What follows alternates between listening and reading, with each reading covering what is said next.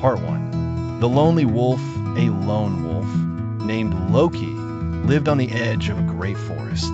He was lean, clever, and proud of his freedom, but his life was a constant struggle against hunger and the harsh elements. He spent his days hunting, often with little success. Part 2. The glimmer of the manor one cold winter evening. As Loki was hunting near the edge of his territory, he saw a magnificent manor house. The lights were warm and inviting, and he could hear the contented barks of dogs from within the walls. Part 3.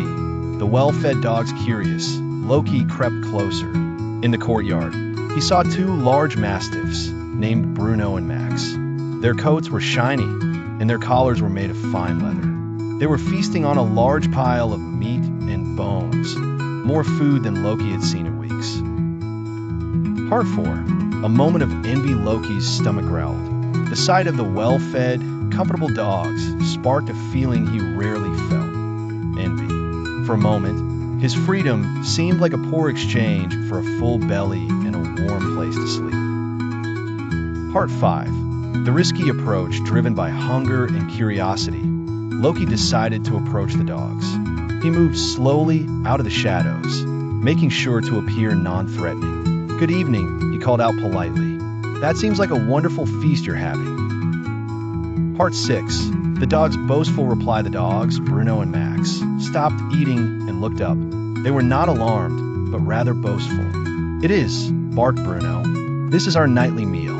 Our master provides everything for us. We want for nothing." Part 7. The invitation. Seeing the wolf's thin frame, Max, the slightly kinder dog, felt a pang of sympathy. "You look hungry, friend. There is plenty here. Come, join us. Perhaps our master could use another guard." Part 8. The glimpse of paradise. Loki cautiously stepped into the courtyard. The dogs shared their food with him. It was the easiest, most delicious meal he had ever eaten. He felt the warmth of the courtyard stones and imagined a life without constant struggle. Part 9. The discovery. As Loki finished eating, he moved closer to Bruno to thank him. In the torchlight, he saw something he hadn't noticed before: a worn patch of fur on Bruno's neck, and beneath the fancy collar, a raw, permanent mark from where it had chafed his skin for years. Part 10. The deeper question. Your life seems perfect, Loki said. But are you truly happy? Can you go where you please? Can you howl at the moon if you wish? Part 11. The truth revealed. The dog's boastful mood faded. Max looked at the ground. "Well, no," he admitted. "We are chained at night and must obey every command. We are well fed, but we are not free."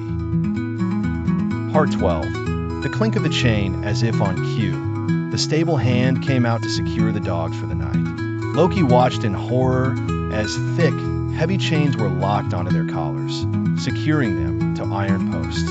The dogs went without protest, a routine they had long accepted. Part 13. The moment of decision. The stable hand saw Loki and shouted, grabbing for a chain. In that instant, Loki understood the price of the food and warmth. It was a trade, their freedom for their comfort. Part 14. The escape. With a powerful leap, Loki bolted back into the shadows of the forest. The shouts of the stable hand faded behind him. He ran until the cold air burned his lungs, and the only light came from the moon. Part 15. The howl of freedom. Back in the heart of the forest, Loki stopped. He threw back his head and let out a long, loud howl. It was not a howl of hunger, but one of triumph and reaffirmation. Part 16. The price of comfort. As he howled, he thought of Bruno and Max, now chained and silent in their comfortable courtyard. Their full bellies came at the cost of their wild spirit, a price Loki was unwilling to pay.